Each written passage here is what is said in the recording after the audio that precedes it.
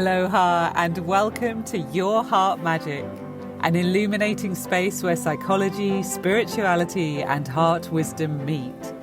Here's your host, Dr. BethAnne Wright, the clinical psychologist with a mystic mind. Aloha, everyone. This is Dr. BethAnne Wright. You are listening to Your Heart Magic, and today's episode is our 20th. I am delighted. I know I'm always excited. I genuinely love making this podcast, but I'm at 20. We are at 20. So I'm very happy to be bringing today's topic to you. Moving from fear to fierce is what I originally called this. And I've actually opened the Akashic Records on fear. So this is a little bit of a hybrid of an Akashic Records episode along on the topic of fear and how do we transmute fear in our life? How do we work with it constructively? And how do we move into more of a place of fierceness? Originally, I think I said faith, but I realized this week that we don't just want faith. We want like fierce faith. And I really wanted to invoke this energy of being very active in our love, very active in our compassion, very active and secure in our spiritual power. I think all of those things is what being fierce is about. Being fierce is not about aggression or anger in a very rageful, harmful way. When I think of fierceness spiritually, I think of somebody who is just very secure in their power. And they're like, I am here as a child of the universe, a child of God. I am friends to the angels. I am a co-participant in life. I am a sovereign soul who is connected to all things. And I've choosing to have a human experience as a soul. So I have rights to invoke my spiritual protection, to be in my heart, to rock my heart magic, to move about this world and really be the change and the light that I wish to create in this world. And there is a knowledge and a security and a sense of groundedness that comes from that.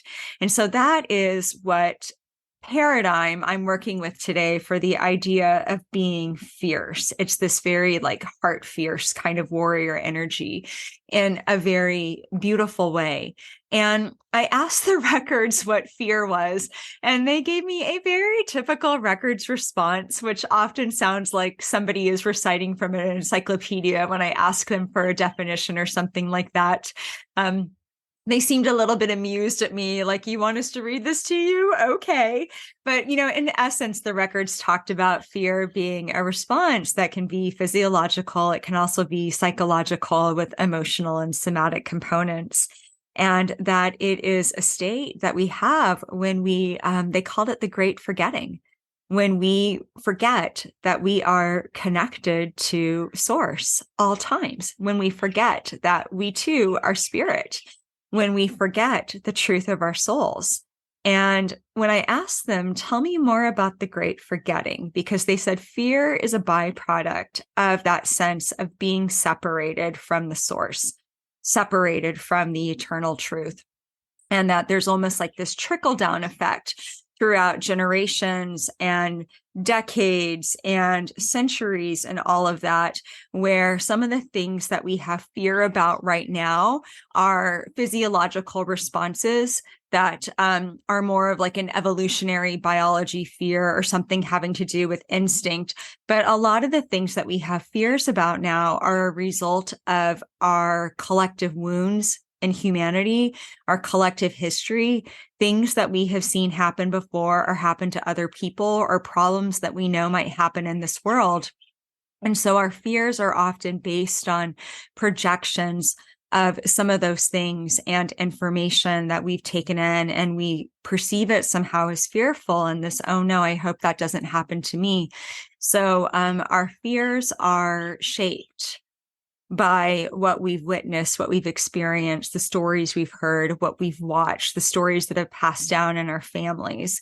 Sometimes they are projections of the mind where we have no reference point for them, and all of a sudden we start imagining the worst. I am steering clear today of things that might be qualified as a rumination that might be something that you would talk to a psychologist about. I'm laughing. I'm a psychologist, but there are things that people might come and throughout the years, and they are struggling with something. And maybe there's some sort of component there of anxiety or obsessive compulsive disorder or something like that. And a byproduct of that for them might be a irrational fear that's not really rooted in anything, but that becomes a fear. That's not really what we're talking about today. That's a little bit of a different fear. That is something a little bit more having to do with neurochemistry and things happening with the individual. And we're not talking about what I would call functional fear. And functional fear is like you're hiking and you see that there's a giant bear on the trail. We'll say 300 feet ahead of you. You see something moving and it hasn't seen you yet. Most people's reaction to that is not like this total relaxed state of cool. I've always wanted to like have an encounter with the bear on a trail. Like most people feel fear. If they're really experienced in the wilderness, they might have a little less fear and a little bit more of that instinct of here's exactly what I know I need to do to keep myself safe right now. But the average person would probably have fear and adrenaline shoot through their body, and they would most likely get off the trail at that point and not keep moving in that direction and kind of figure out a plan of action. And fears like that are there for a good reason. They help us make an adaptive choice that keeps us safe. So there is an evolutionary biological component to fear that it is more of an instinct or some primal reaction, something in our drive system that tells us, you need to adapt, you need to get out, you need to do something. I'm not really talking about functional fears that keep us safe. I'm talking more today about something that many of us struggle with, and that is more of a psychologically based fear where we have fears around what will people think of me? Fears around lack. What if I don't have enough money for this? What if this happens? We have fears around things like being judged by other people or how we might be being perceived. We can have fears around, I secretly believe I'm not good enough, and I'm afraid no matter what I do, I'll never measure up. I'm talking about very insidious fears and fears that really get to the matrix of some of our core beliefs and core values and the core foundation that we build ourselves upon. And sometimes we're very aware that those are there, and we are actively working to transmute them and to change them. And sometimes we don't know that they're there until they're very challenged. I actually had no idea how much self-doubt and fear I had around how my work might be received until I left private practice in Alaska and moved to Kauai and really started to put myself out there and do things a little bit more publicly, where I was advertising that I did intuitive readings and Akashic Records work. I remember the first time that I put together a free mini e-course. I still offer it. It's called Finding Your Heart Magic. I'll drop the link at the bottom of the write-up in this. It's on my website too. But the first time that I did that, and I sat down to create this free course, I was scared to make a video. And this wasn't a live course. This was all pre-recorded. And I'm pretty sure that whatever's up there now, I've gone back through and reworked the materials throughout the years. But the very first time, it was such a big step. And I remember having all these fears around, I'm not a good enough teacher. I don't have anything interesting to say. Nobody will ever take this. A lot of things around that. And those are fears of lack and self-value and, lots of fun stuff there that I had to work on. I just had no idea all that was there. I couldn't have, because in my previous chapter in life, I was running my practice as a psychologist, and I was very capable of that. I had done it long enough that I kind of had a sense of competency with it and a belief in my own self-efficacy, because I'd, successfully been doing it for over 10 years and most people kept coming back and I got good feedback. And, any issues I had throughout the years were pretty few and far between. And so that evidence after a while told me, gosh, I must be doing a pretty good job at this. People seem to like my services. So I wasn't afraid of things having to do with that. But when I moved to a new place and started to work on all these creative and spiritual pursuits that required me to leave like this big fish in a small pond that I was very comfortable in and start to venture out into like the bigger ocean of offerings in the spiritual industry and wellness industry, and psychologists who are moving into those spheres where they're offering things more for the public. I was really terrified, and I couldn't have known those things were there without coming face to face with them. So sometimes we have fears that we're conscious of, and they are long-term friends that we've been working on for a while, or like we thought we got over it, and then here it is back again, and we're like, where did you come from? And then we have unconscious fears that we actually might not even know are there until something comes up and until we encounter them. When I asked the Akashic Records kind of give us a condensed thing, I actually ask the question a lot. If you're curious, when I open the records for these podcasts, I treat it as if the Akashic Records know who will be listening to this, because they do, they're spirit. So whether you're catching this live when it's first dropped and it's recently released, or whether you're catching this a year later and you found this somewhere and you're listening to it, I put the intention out there that the right people hear these words, and I believe the records, the angels and the guardians of the records, know the ears who will be listening. And so I asked, what do listeners need to know about fear? Thank you for the good encyclopedia definition. But what do we need to know that's most applicable to us at this time? And what was really interesting is this is when they said, fear makes you forget that you can step into your power at any point in time. And that's when they also said that fear is a result of the great forgetting. And the great forgetting being that over generations and cycles and all the time that souls have been coming to this planet where things were originally and where they are now, there's a lot of forgetting that's gone on, and people have forgotten that they are innately from love and that they're innately connected to God, to the universe, to Creator Source, to each other, to Mother Earth, to all of those things. And it's sort of an interesting paradox, because part of being a soul on a human journey is we do understand ourselves as separate.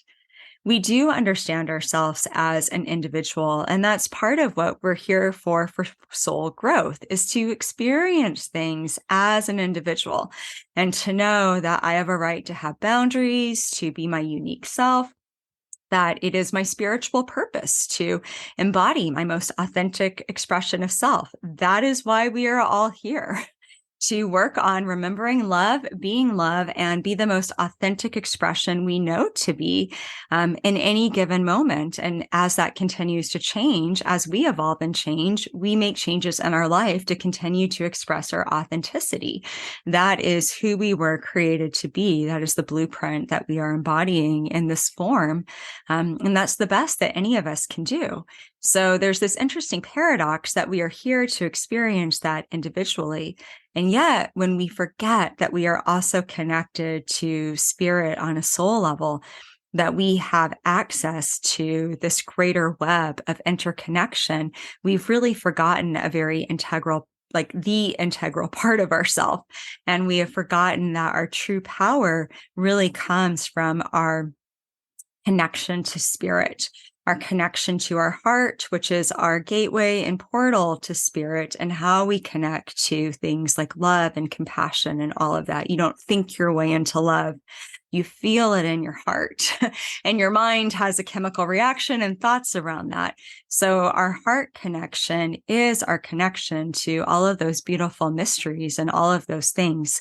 But when we forget about that connection, that is when fear can really take root in our lives. So let's talk a little bit about how do we work constructively with fear, and how do we move into this fierce state of self-belief and embodying our sense of spiritual sovereignty. And how do we find resilience if we thought we were moving through the world like that, and then we get knocked down or punched in the face, or something comes along out of nowhere, and we're like, that was not the energy I was emitting. I was walking tall. I wasn't going to break my stride. I was feeling really good. I was rocking my heart magic, and this thing came along and it just like knocked me down. And now I'm afraid it's going to happen again. Like, how do we find resilience from that? And how do we keep getting back up and moving forward anyways? We are not here to not experience the emotion of fear. It's just part of our human experience. We will experience it. We are here to figure out, how do we work with it constructively? How do we transmute it? How do we move it through our system so it doesn't become something that coalesces in our psyche and become something that we're trying to create from, or always reacting to, or always projecting. So fear is actually an alchemical ingredient that we work on to transmute and transform. The first thing that I think we need to do, sounds so obvious, but it needs to be said, is facing our fears.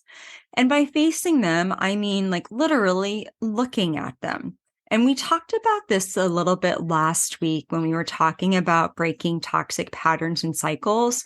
And I made the point, like, you have to be able, don't lie to yourself, like look at it for what it is. And the same thing holds true for fear. If we don't know they're there, then we're probably going to keep acting out of them. If we haven't actively worked on healing them because we're not aware of them, or we're in denial about it and don't want to admit something to ourselves, then there's not really a way that we can effectively, like, it's not going to just evaporate. Fears usually don't just go away when they're part of our psyche and our internal, like, cognitive architecture, the thoughts that we have and the beliefs that we have about the world. They don't usually just evaporate. So we actually have to face them. And that really comes through when we are doing our inner work and our spiritual practices. And when we are asking questions like, why am I stuck right now? Or what might be holding me back? Or, wow, I really want to do this thing and create this thing, or write this book, or sign up for this course, but I keep not doing it. I wonder why that is. That's when we become investigative and we say, well, why is that? When we think of ourselves as soul archaeologists, detectives of our own experience, where we are on a quest for personal discovery, and we stay curious about our experience of self. And we look at our behaviors and stay very open when we realize something's not quite in alignment, or we're seeing a pattern that we've got questions about. Those are beautiful gateways to do some self-reflection and to do a little bit of evaluation on, might fear be part of the matrix here? And if you're having difficulty facing it, this is a great time to talk to a friend who's wise, talk to a therapist, talk to somebody who does like energy work, coaching, spiritual coaching, somebody like that, that is trusted and knowledgeable. So you can say, I can't quite see what the block is here. Can you help me uncover it? So there's always ways to get at it. But once we know something's there, we just have to see it for what it is. We have to be able to say, wow, I've got an issue where I'm afraid that there's not enough to go around, that I want to write a book, but it seems like everybody else already wrote great books. And there's already all these good authors, and there are these New York Times bestsellers. And it seems like everybody's writing a book these days. And I don't think my words are as valuable as everybody else's. And do we really need one more book? And I don't know that I'll find a way to publish it. And I just don't even know if it holds any value. And besides, it just seems like people already said the stuff that I would have said. Do you hear what's really underneath all that? There is a fear there that your work not only is not good enough, but there's a fear of lack there, that somehow writing isn't meant for you because everybody else got to it first. This is a common one that is really insidious that a lot of people struggle with. We shoot ourselves down because we feel like somebody else is already doing it. And if you really keep chasing that down and unlayering what's underneath that and what's underneath that, sometimes what's underneath it is this core belief of not enough, that somehow there was only so much to go around. Only so many books to go around, only so many people who could be successful. And it's all taken up and there's none left over for you. That the good things that are meant for you, that are promised for you on your soul path, the dreams in your heart that you have been given for a reason, somehow aren't meant for you. And there's a fear there around that sense of lack. There's not enough abundance, something having to do with that. So we have to really look and kind of get to the bottom of what it is. And when we can see it for what it is, we really start to know how to work with it. And that moves us into the next thing that we do, and that is disempower the fear. So I think in order to effectively work with fear, not only do we have to be able to recognize it for when it's coming up, but we have to find a way to not buy into its story, because fear does tell us a story. Fear is going to tell you, if you're wanting to do something and you've got some great thing that you'd like to bring out into the world, but you're afraid that nobody will read it, buy it, purchase it, be interested because everybody else is already doing it. That is a great fear to start to challenge and disempower it, because if you're not doing the thing because that's what's holding you back, that's your entry point to beginning to shift it into a place of personal belief and self-power. And so there's a lot of ways that we can do that. We might actively work on deconstructing our thoughts around it. I will use words like architecture, deconstruct, when I talk about our thoughts, because in my mind, when I think about cognitions, I actually have this visual image of architecture. I see these schemas and these templates, and I'll almost see it like a frame of a house or a building or something like that when I use these words that we build as mental constructs. And those mental constructs create our perspective. That is the building that we are looking out at the world from. And it is based on things that we've been taught, things that we believe, things that we thought we've experienced, and we've had an interpretation of them, and that informs our belief system. And I'm a big fan of deconstructing the architecture that we built things on when we realize it's not working for us. If somebody is afraid to do the thing because they feel like other people have already done it, somewhere inside of them, they have built a house out of, I would say, sticks. I'm thinking of the Three Little Pigs or whatever it was, where their houses keep being blown down. They built this house out of sand. They didn't build a house out of self-belief. And if it's in my heart to do it, I meant to do it. They're not building a house out of a sense of autonomy and being like, well, who cares what other people are doing? I'm going to give gratitude because it means that it can be done. If they did it, I can do it too. If I'm seeing evidence that other people are able to write a book and successfully bring a project into the world, then I can probably do that as well. That is so cool that they can do that. I feel so inspired.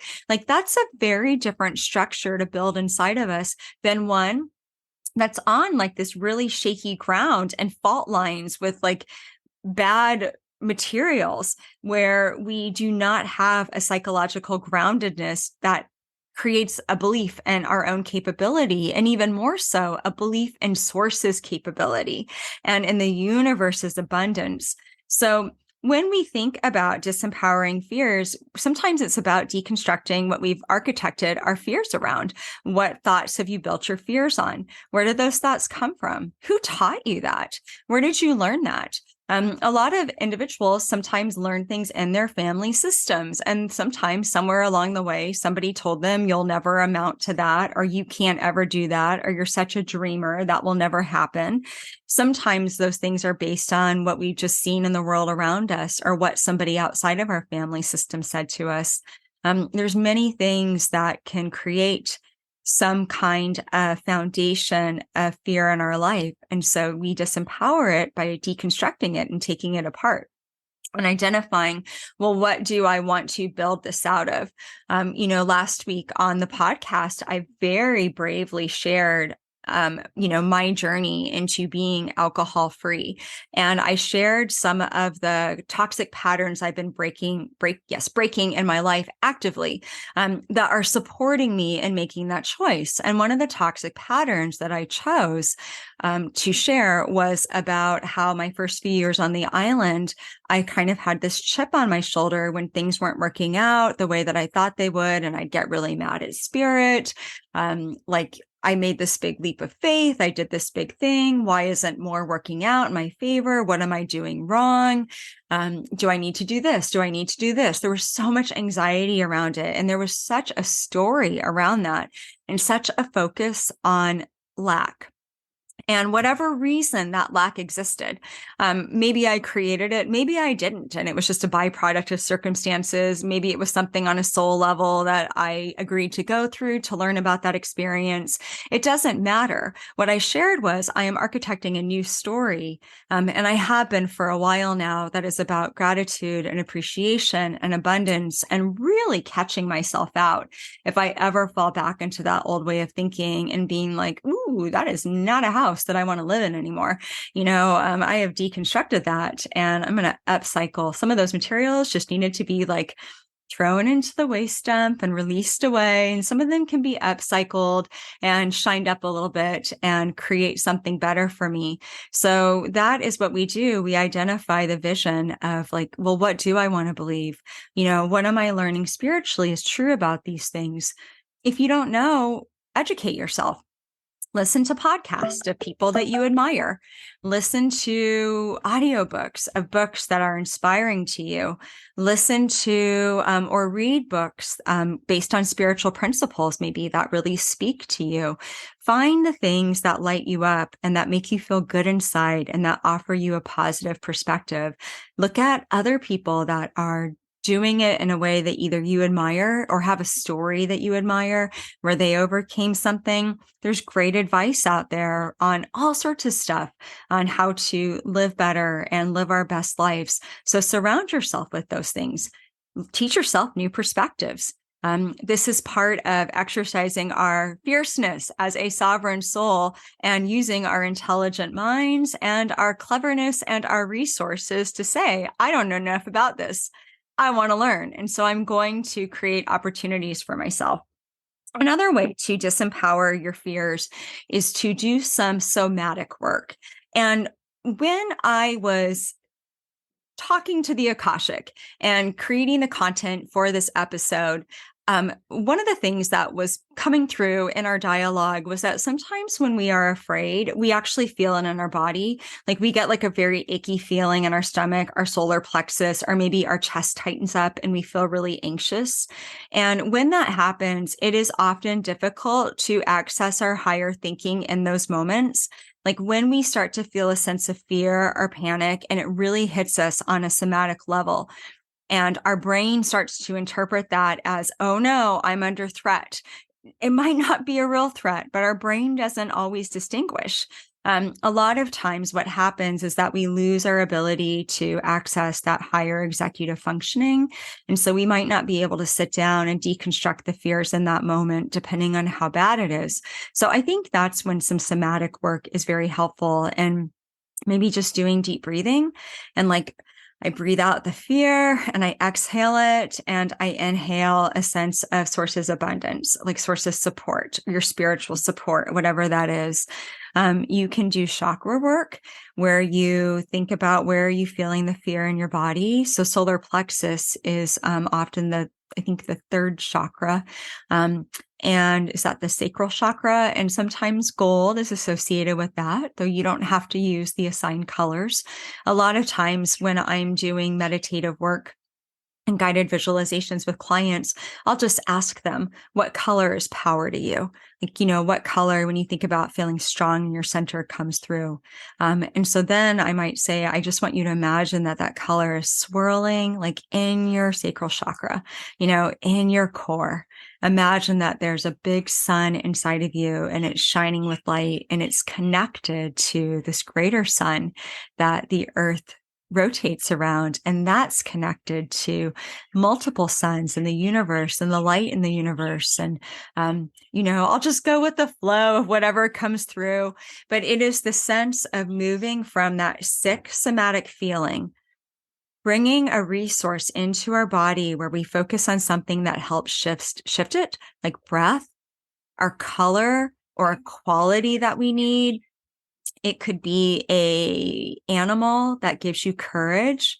Maybe, or it could be an angel if you have an angelic, an archangel, a guardian angel. It could be a specific deity or energy or something that you feel very connected with. What doesn't matter. What matters is that you focus on it and you work with the shifts in your body. That's a powerful way to disempower fear, because you're offering your nervous system a new experience of how it feels to feel the fear, clench up, and then relax. And when we offer ourselves a new experience, that is what helps our brain begin to create a new neural pathway that says, next time I feel this way, maybe I should try this because it worked and I felt much better afterwards.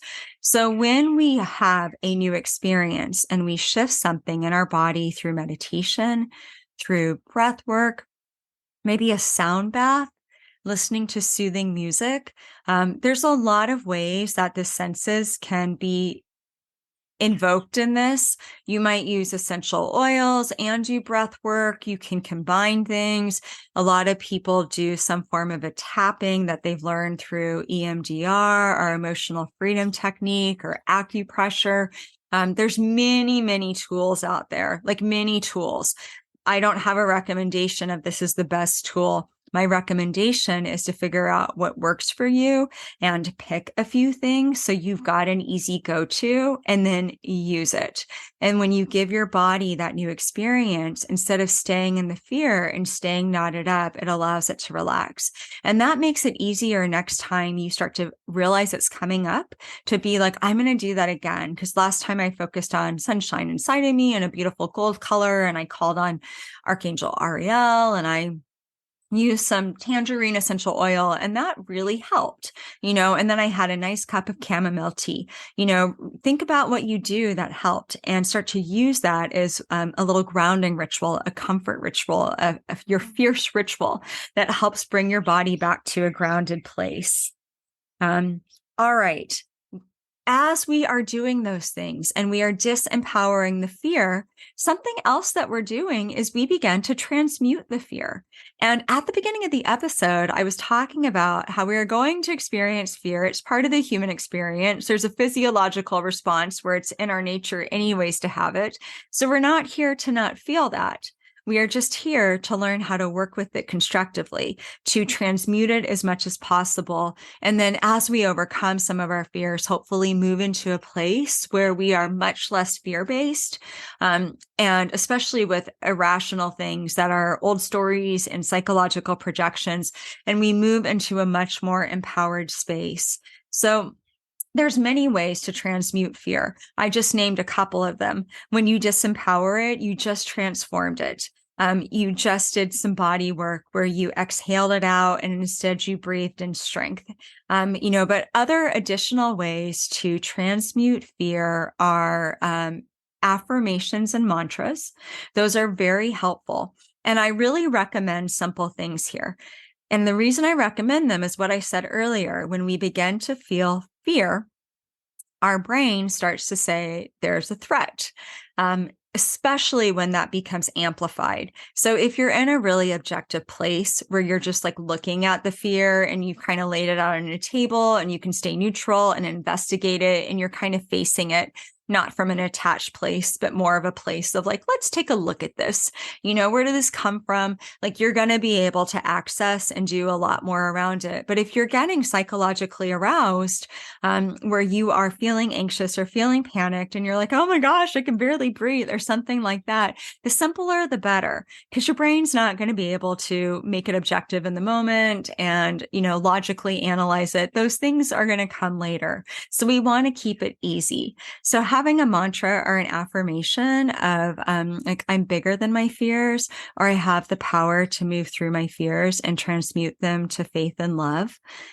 There's so many great affirmation cards out there. There's a lot of people on social media who do like inspirational quotes and affirmations. It's super fun to put together your own little toolkit of things that make you feel good.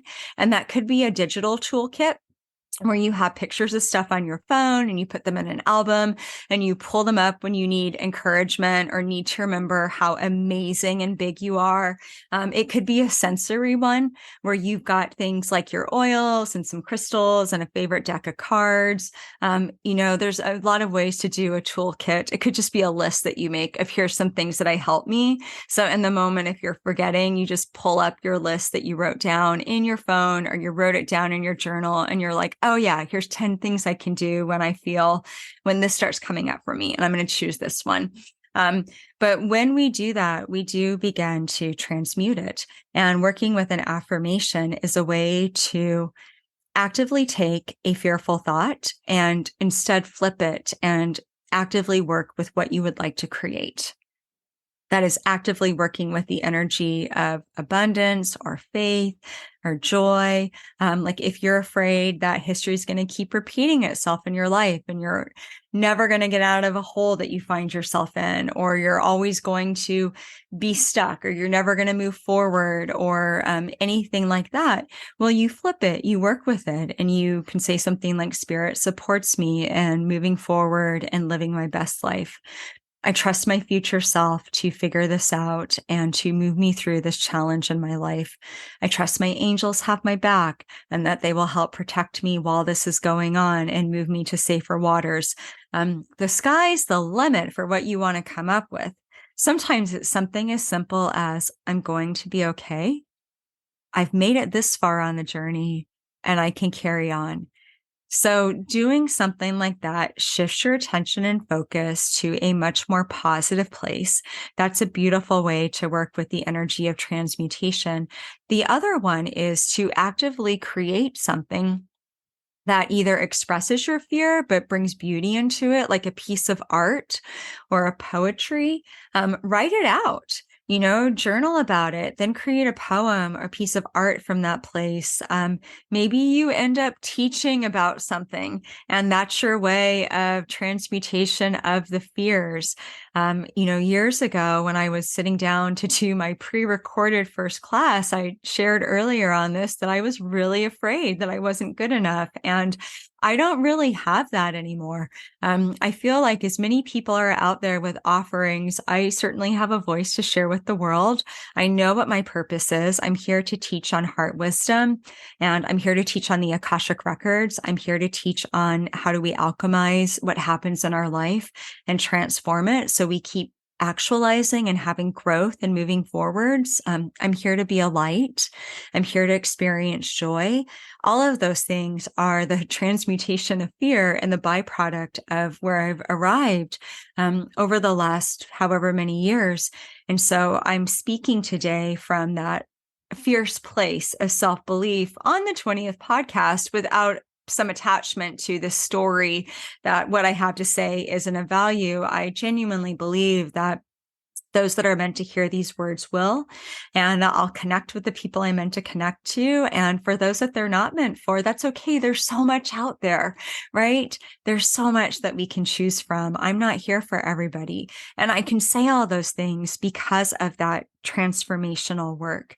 So when we transform it, or when we write out the fear, but then maybe write, but here's what I really want to believe, that's a fantastic way to work on transforming and transmuting a fear. Like write the raw stuff, write out whatever feels icky, and then write out the perspective of here's where I want to get to.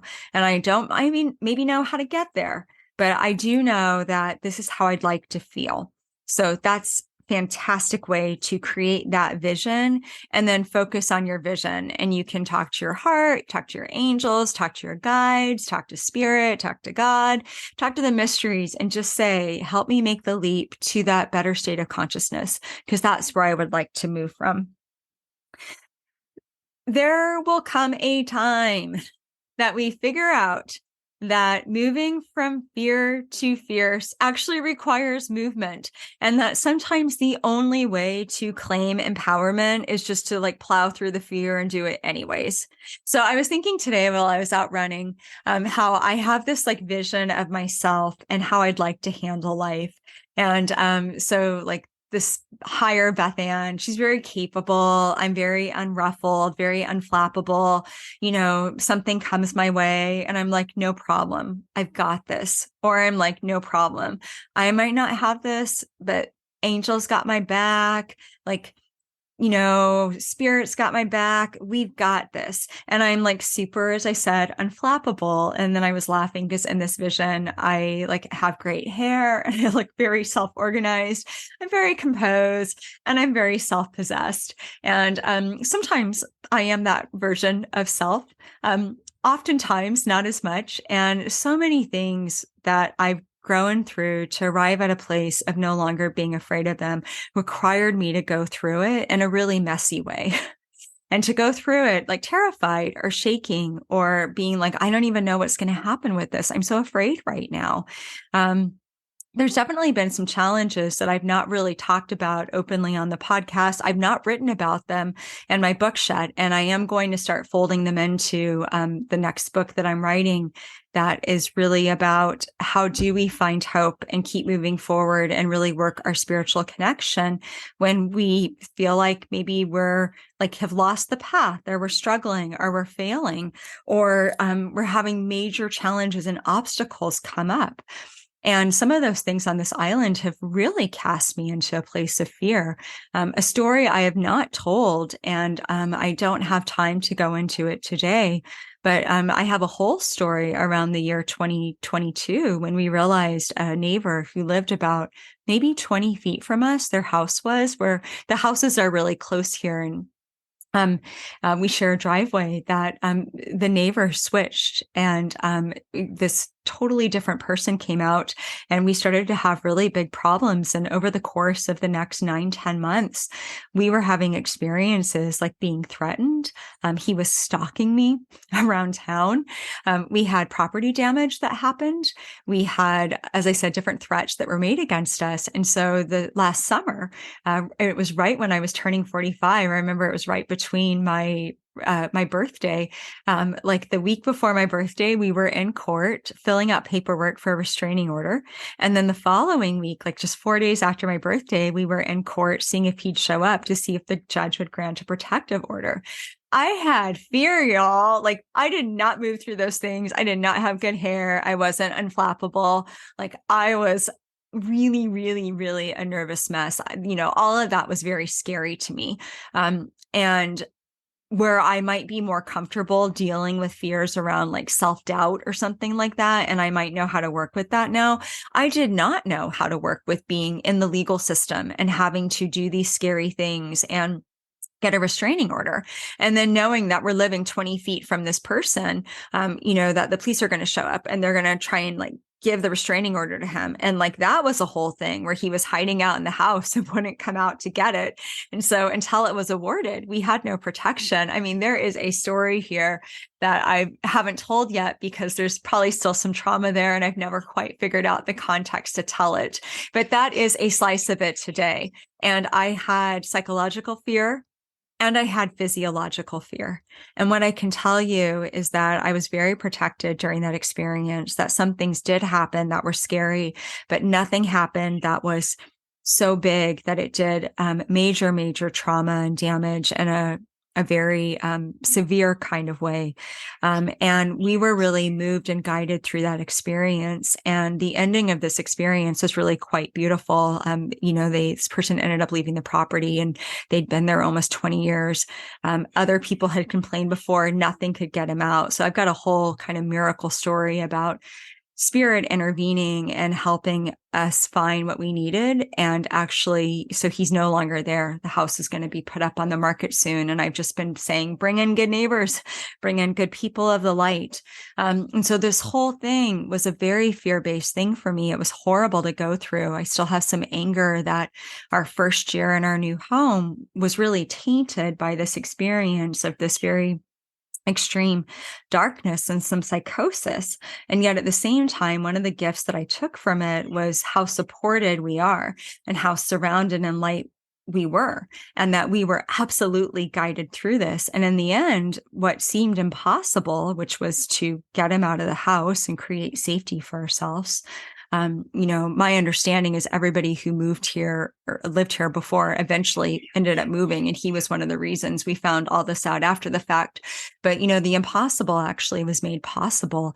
And that was through trembling and praying anyways, and invoking spiritual protection and calling on wise people that I knew and getting some support where I was faltering. I mean, a lot of work went into that. A lot of lessons were there. Now, I hope if you are listening to this, you are not going through anything that extreme. That was an extremely unique life circumstance that has never experienced anything like that. I hope to never again. I don't suspect that I will. I hope that you are more identifying things like fear of lack or fear of I'll never find love or always be stuck in this relationship or whatever it is, where it's a little lesser and you don't feel like physically afraid or something like that. But what I can tell you is that I do believe that these principles apply across the board. And sometimes we might need to leave a situation or exit or do something in order to secure ourselves. But what I'm talking about with working with the fear and invoking protection and transforming it and all of that, those things hold. Spirit has our back.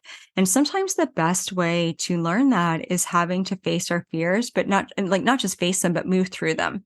Not just say, I wish this would disappear, and I can honestly say, looking back at the year 45, I'm going to be 46 at the end of July. So I've got a little bit of time left, but I've started to do my assessment of what was year 45 about for me.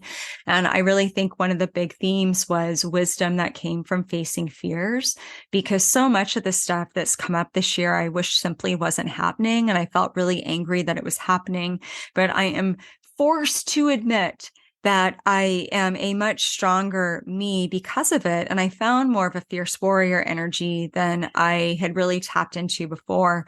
And I needed to find that in order to move about my life in this world with a little bit more wisdom and invoking protection. And so sometimes we just have to do it anyways. Back in 2017, 18, when I was afraid to teach that course and create, I think I called it This World Needs Your Heart. It has evolved since its original incarnation. But this first course that I put up as this freebie on my website, I did it anyways. And, I made myself post a video on YouTube anyways. And I made myself offer free intuitive readings at Christmas time on Facebook anyways, even though I was afraid, because I felt like I needed to do those things in order to face my fears. So sometimes we just do it anyways. We don't feel strong. We say, be with me. I'm going to do this. And it's a messy. And on the other side of it, we say, and now I'm a little bit stronger. The last point I want to make today, which is probably the most important, is the importance of invoking spirit and our spiritual protection when we are facing our fears. If you are not actively tapping into however resonates with you, whatever you pray to, however you set your intentions and understand your relationship with the divine and higher power, if you are not actively saying, higher power, just going to use that as a catch-all for kind of encompass all of our beliefs. Help me be strong enough to face this. Help protect me. I'm afraid right now. The neighbor's psychotic. He has threatened us. He just damaged our property. Help us right now. We are afraid. Protect us. If you are not actively invoking, give me the strength to stand up in front of this audience and speak. Give me the strength to say the very hard thing to somebody I'm really afraid to, because it's going to change everything if I speak my truth.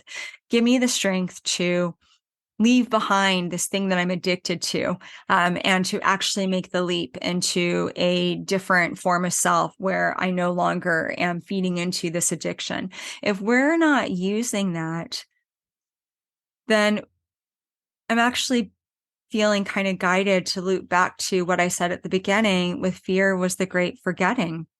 It's forgetting that we're connected to that, and it's seeing ourselves as separate from that. So if we're not using that, then we're probably trying to change the thing in our own power. And there's many of us, many of you are listening to this. You are very powerful individuals. You're very capable. You're very competent. You are very motivated. You've done amazing things in your life. You've got good minds, brave hearts, lots of motivation, great resumes, all of those things. But if you're not calling on spirit and using that as part of what powers you, then we can only go so far.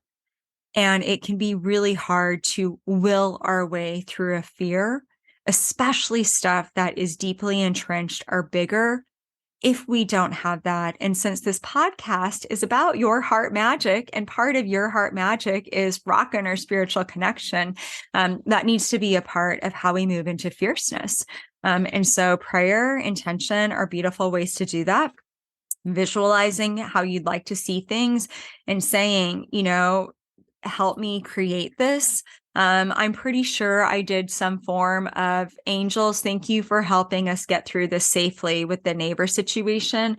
Thank you so much that he no longer lives there. And this is before he'd moved out. And I used to visualize like new neighbors coming into that house and that he was just gone. And it actually seemed impossible given the details of things. I was like, I don't know how this will ever happen.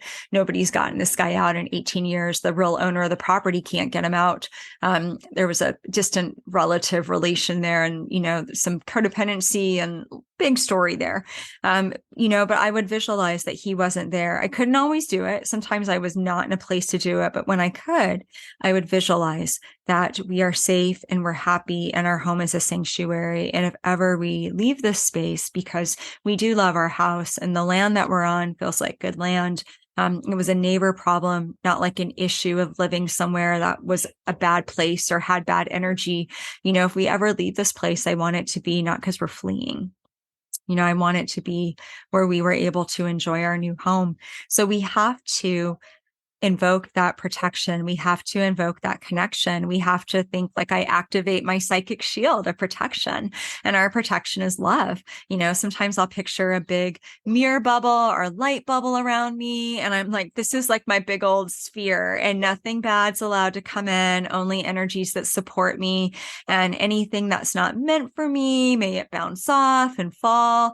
I used to walk down the driveway past the neighbor's house, and in my head, I would be like, Care Bear stare. If you've seen the Care Bears and the 80s and you're now picturing me doing the Care Bear stare, or better yet, you're picturing it coming out of yourself, you're welcome. And if not, look it up. The Care Bear stare is awesome. And I needed that levity, right? I needed to not only feel protected, but when I thought about things like the Care Bear stare and that I had this like superpower and the Care Bears were with me, that's joyful. It brought me into a frequency of joy and of levity. And that was a little bit lighter than being in the frequency of fear or like feeling all this negativity towards him. So we can use playfulness. When we talk about disempowering fear, play with cartoony images in your head, see the fear and picture yourself conquering it. When I opened the Akashic Records today and I said, I opened them for fear, from fear to fierce. The image that came through was actually of like He-Man or a cartoon Thor type character that like came down out of the sky and landed on the ground where like all this darkness had pooled and like they put their thunderbolt in and like everything dispersed and there was rainbow shooting everywhere. I mean, it looked like something that you would have seen back in the 80s on She-Ra or He-Man or one of those cartoon hours. And that was really playful. And the records will use playful imagery and jog our memory of playful cartoony things sometimes to bring levity to a topic that they want to help us lift our frequency around so we can approach it from a place that doesn't feel so energetically dense. All right. Well, I'm smiling over here because I feel like any podcast that is created where you end on He-Man and She-Ra and the Care Bear stare and memories of the 80s and Rainbow Bright is awesome and is very appropriate for our 20th episode. Thank you so much for joining me, and for all the listeners who've joined on since I started this. Let's do the next 20 and keep going from there. I can't wait to see what keeps coming through. Next week will be an Akashic Records week. It is an Akashic wildcard topic, which means I'm going to be opening the records on some topic that I feel called to. Not quite sure yet, but the focus will be on something that is very specific of what do the records want us to teach us about this, that is relevant to our modern day age. And so I look forward to whatever wants to come through. Until then, have a beautiful week and be well, be love, be you, and be magic.